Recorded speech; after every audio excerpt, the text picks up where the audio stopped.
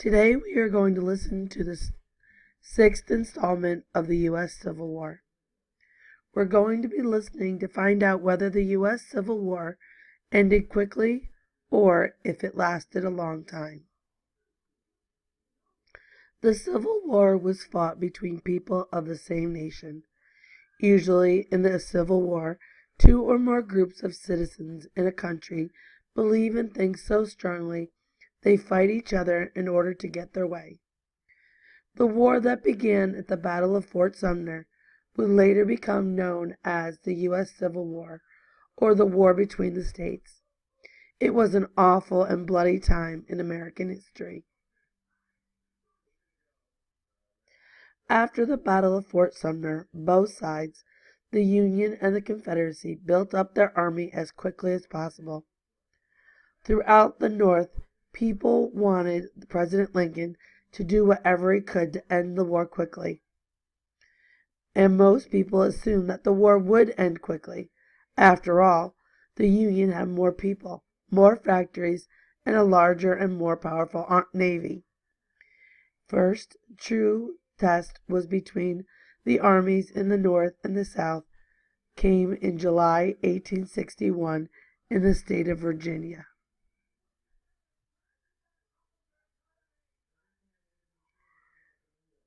Virginia is home to the city of Richmond, the capital of the Confederacy at the time of the Civil War. Virginia also touches Washington, D.C., the capital of the United States. 3 months after the Battle of Fort Sumter, thousands of Union and Confederate soldiers met in Virginia for the first major battle of the Civil War. As president, Abraham Lincoln was commander-in-chief of the U.S. Army, also called the Union Army. He decided to try to end the war quickly by sending his army to destroy the Confederate army in Virginia and capture the city of Richmond. So it was decided that a large Union army would invade Virginia. The Union army moved toward the town of Manassas, where there was a smaller river called Bull Run.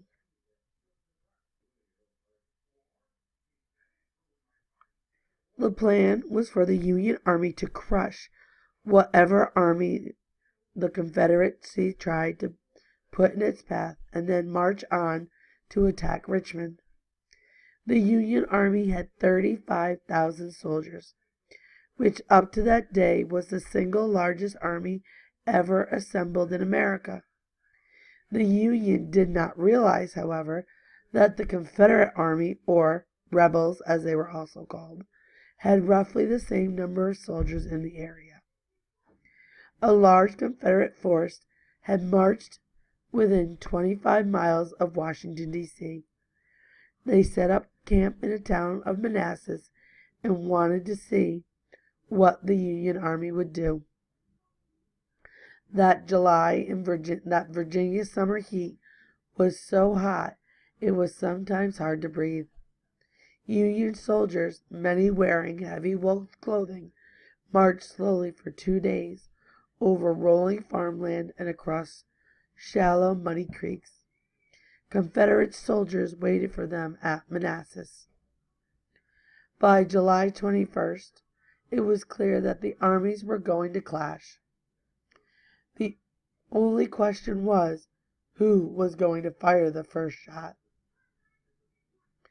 Mainly wealthy citizens from Washington, D.C., including members of Congress, traveled with the Union Army on its march from the capital. Like so many others, these civilians, or non-soldiers, expected a quick and rousing victory for the Union and a quick end to the Confederate cause. These civilians wanted to witness the Union's victory and the Confederacy's defeat with their own eyes. Now imagine what it might have been like for those civilians who traveled from Washington, D.C. to Manassas to watch the battle. They had driven in their carriages and packed a nice picnic lunch. They brought telescopes so they could see the action. Some even had brought their wives and children to watch the victory of history in the making. Imagine a family watching a battle unfold from atop a grassy hill. Civilians would watch from behind the line of the Union artillery or cannons. As the Confederates marched across the field, the Union guns opened fire. Smoke filled the air, so the civilian observers could no longer see what was happening. They could not see the disaster that was unfolding right in front of them, but something they heard gave them an idea that the battle was not going to go as Lincoln or his generals had hoped. The Confederate army did not run away as the Union had hoped. Instead, amid the firing of cannons and rifles, a new, terrifying sound emerged. The sound became known as the rebel yell, and it would haunt the Union soldiers for years to come. It was a high-pitched scream, a battle cry, which the Confederates yelled out as they attacked the Union armies. Despite the careful planning, almost nothing went according to the plans the Union army made.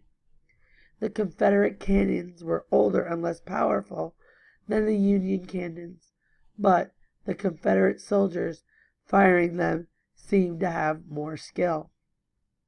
Several of the Confederate commanders seemed to have more skill than the Union commanders as well. One commander, named General Thomas Jackson, showed particular courage and intelligence. That day, General Jackson earned his nickname Stonewall Jackson because he stood like a stone wall against the Union attack. Stonewall Jackson went on to earn a reputation as one of the most brilliant generals in the Confederate Army, though he was killed halfway through the war. This painting shows him on his horse at the Battle of Manassas. Stonewall Jackson and the rest of the Confederate Army won the first Battle of Manassas. By late afternoon, the Union Army broke apart and retreated, or went back toward the safety of Washington, D.C. The civilians who had come to watch the battle were shocked to realize that they were in the path of the retreating Union Army. The road back to Washington, D.C. quickly became clogged as soldiers running in on horseback ran into panicked civilians trying to flee in their carriages.